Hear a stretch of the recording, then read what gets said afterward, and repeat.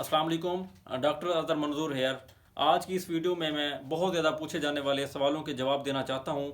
अक्सर लोग ये सवाल करते हैं कि डॉक्टर साहब मुझे बुखार हो गया है, सर दर्द हो गया है, मुंह का जायका तब्दील हो गया है, भूख नहीं लगती और हमें मुकामी डॉक्टर ने टाइफाइड डायग्नोज किया है, तो अब आप हमें बताएं कि हम क्या करें।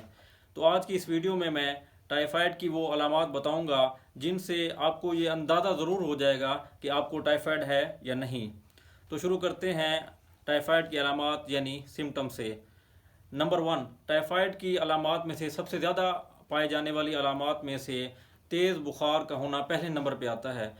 इसमें मरीज़ को 101 से लेके 105 तक मुसलसल 2 हफ्तों के लिए कम से कम बुखार रहता है। दूसरे नंबर पे आता है हेड एक यानी सर दर्द। मरीज़ को इसके अंदर शदीद किस्म का सर दर्द रहना शुरू हो जाता है। तीसरे नंबर पे आता है सर्दी का लगना। चौथे नंबर पे भूख का ना लगना और मुंह के जायके के अंदर तब्दीली महसूस होना। पाँचवें नंबर पर जिस्म के अंदर दर्द होना, पसीने आना और तमाम जोड़ों के अंदर दर्द का होना। छठे नंबर पे पेट के अंदर दर्द होना, उल्टी, मतली, कै और कब्ज़ और मोशन का होना। अगर ये अलामात आप में या आपके किसी रिश्तेदार के अंदर पाई जाती हैं तो फ़ौरन किसी मस्तन डॉक्टर से रुजू करें, क्योंकि अगर टाइफाइड का बर वक्त इलाज ना करवाया जाए तो ये हमारी आंतों के अंदर एक तो खून के निकलने का सबब बनता है और इसके अलावा हमारी छोटी आंत के अंदर सुराख कर देता है, जिससे हमारे पूरे जिस्म के अंदर जहर फैल जाता है और बाद में उसकी बहुत ज़्यादा कॉम्प्लिकेशंस होती हैं और एट द एंड मरीज़ की मौत भी वाक़ई हो जाती है।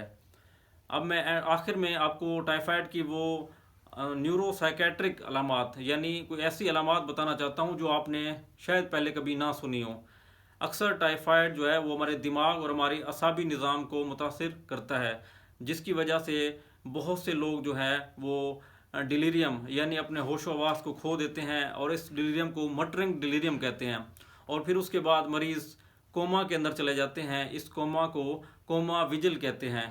ऐसी कंडीशन होती है जिसके अंदर मरीज़ अपना होश हवास खो देता है और वो अपने बेड और उसके जो बिस्तर होते हैं उनको खामखा जो है वो पकड़ने की कोशिश करता है और उसके अलावा ऐसी चीज़ों को पकड़ने की कोशिश करता है जिनका उसके माहौल के अंदर कोई वजूद नहीं होता, यानी इमेजिनरी ऑब्जेक्ट्स को वो पकड़ने की कोशिश करता है।